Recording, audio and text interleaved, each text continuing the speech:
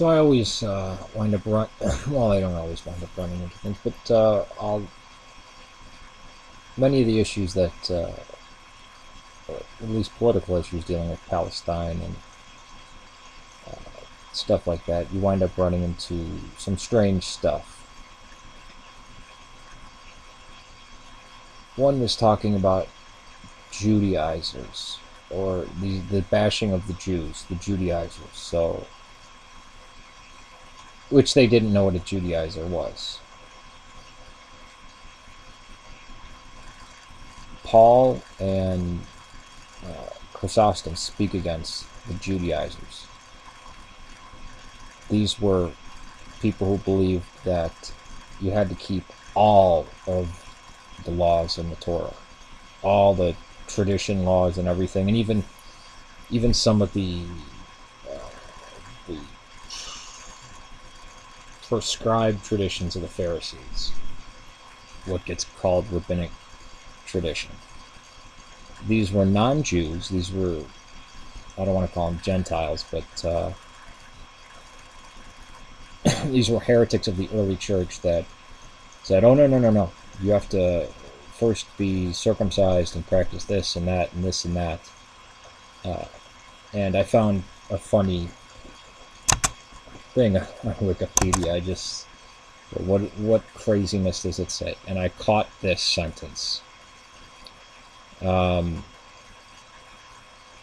Speaking of the Council of Jerusalem, Acts 15, 1-35. Here, James, Paul, and the other leaders, why not just say Peter, and the other leaders of the early Christian movement agreed that Gentile converts need only follow the three exceptions. Acts 15, 20, and 29, counted by some as 4. The laws roughly coincide with the Judaism's 7 laws of Noah, said to be established by God for all mankind. This apostolic decree is still observed by the Orthodox Church, meaning the Eastern Orthodox Church, and is similar to that adopted by Rabbinic Judaism, which teaches that all Gentiles need follow the Noahide laws to be assured a place in the world to come. Or did the Noahide laws come from the Council of Jerusalem? The idea that you're not going to eat blood, practice sexual immorality,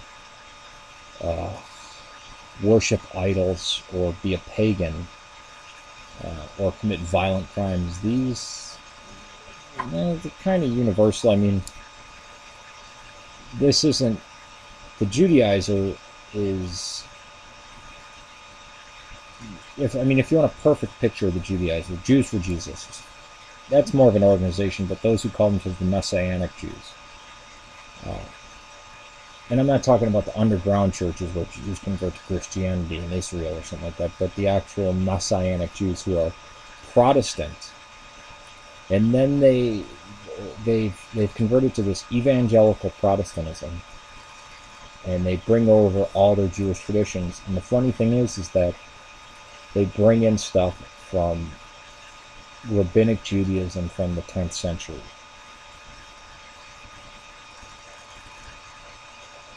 If it were something like before the split of what would become Christianity and what would become Rabbinic Judaism, when it's all in that boiling pot that was Palestine between the Hasmonean period and the Bar Kokhba revolt, well, maybe. But they still have this idea, and I know Jews, at least 4 of them, coming from a myriad of backgrounds, of religious to totally secular, that came to Eastern Orthodoxy, that were baptized and joined the church. They don't bring this type of air of supremacy of, oh, I'm a Jew, therefore the gospel first came to me and then to you. They don't pull that crap, and they don't believe that they have some special power. Now, the Jews, or the Messianic Jews, basically evangelical Protestants, and a lot of them a lot of the people in these movements are Protestants who, since they're devoid of tradition, I mean, even Protestantism has tradition, but of individuality, like Lutheranism and Anglicanism. But these are the American evangelicals that have no tradition, so they think tradition is unsafe, but yet they run to rabbinical tradition. This is not just rabbis. This is what would come out of the Pharisaic movement and become the Talmud. Yes, the Pharisees were only a minority group of rulers or guys in charge, the powerful, and most Jews were not Sadducee or Pharisee at all in the time of Christ. But you're taking the exact, I mean, yeah, Christ didn't like the Pharisees, but he also didn't like the Pharisees, or he didn't like the Sadducees, but he also didn't like the Pharisees. Now, there were people from the Pharisee sect and I shouldn't even say sect, it wasn't really sects, but of the Pharisee persuasion and the Zealots and even the Sicarii. But they were all disciples of Christ. They didn't. That's the one thing. I mean, the first time we see Judaizers is in one of the first things that's ever written, one of the earliest things of the New Testament, which is Galatians, where Paul shows up, hey, I'm here, and then, wait, the Judaizers came, and the Judaizers were not Jews. They may have began Jewish, but they were those who thought, oh, well, I'm going to attach this to that. The law that's written on the hearts of men that's talked about is things like sexual morality. I don't know if idolatry would be, it depends on what they meant, but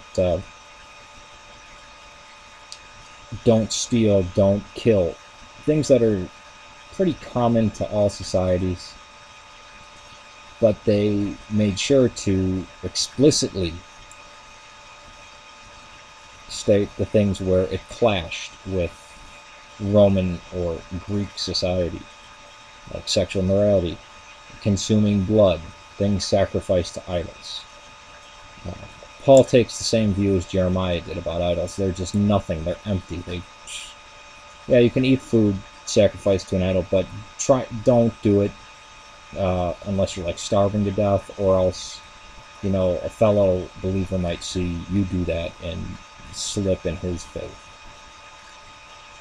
The Judaizers, 99.999% of the time it says Judaizer. It's a non-Jew Christian then trying to enforce Judaism on other people.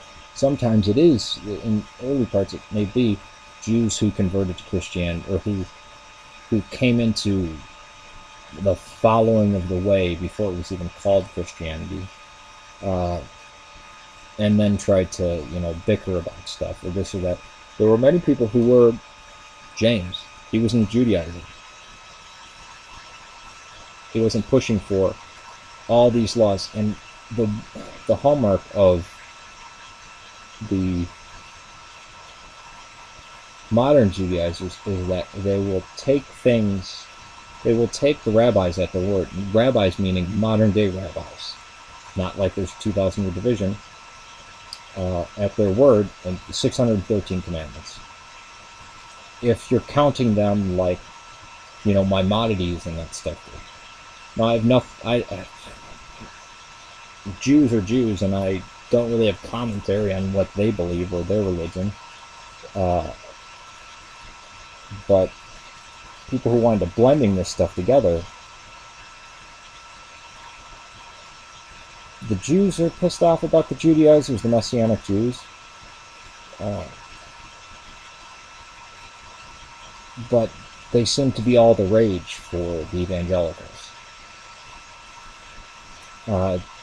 The movie Jesus Camp, the producers were talking about it. The one lady thought she was going to have camaraderie with the people. She says, oh, I'm a Catholic, and they kind of recoiled at her. And the other one was an atheist Jew from New York, and she said, well, I'm a Jew. And they thought, she said, I was surprised. They looked at me like I was, a celebrity. Yeah, because they still have that stagnation in their thinking. Oh, Israel means all the Jews. Well, if you think Israel, being a Christian, if you think Israel applies to all modern day Jews, what then are you doing in Christianity? Christianity, the word Christian was they were called that in Antioch. Probably a backhanded term, like how Methodist was, but then it caught on. Those Christ people, those that's what it was. It was the fullness, the new covenant, and the ingathering of Israel and the light to the Gentiles. That's what it was. We call that Christianity. So, I mean, we talk about the holy nation. Here we're talking about Israel. We're seeing ourselves as a continuation of that. Now, either way, any which way you slice it, Christianity is going to be offensive to the Jews. It's going to be. Just the statement Christ. Because no, the Messiah, I mean, you're going to immediately say, no, the Messiah didn't come. And no matter, at least the Jews have enough pride or dignity to when a Messianic Jew or a Protestant comes sucking up to them, they're just like, oh yeah, you believe what you believe. And we believe what we believe, but yeah, we're not, they don't dig Christianity. And you're probably not going to get them to like you, but you may get them to lose any respect for, people who happen to be Christian. Alright, that's it. Take it easy.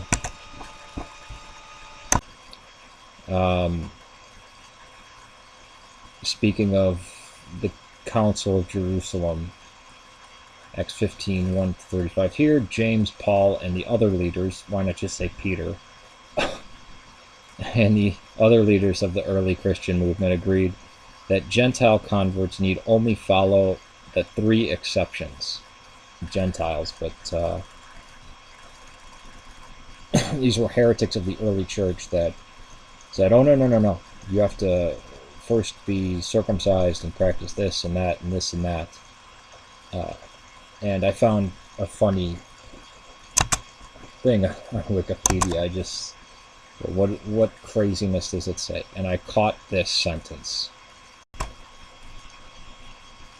So I always wind up well, I don't always wind up running into things, but many of the issues that, at least political issues dealing with Palestine and stuff like that, you wind up running into some strange stuff. One was talking about Judaizers, or the bashing of the Jews, the Judaizers. So, which they didn't know what a Judaizer was.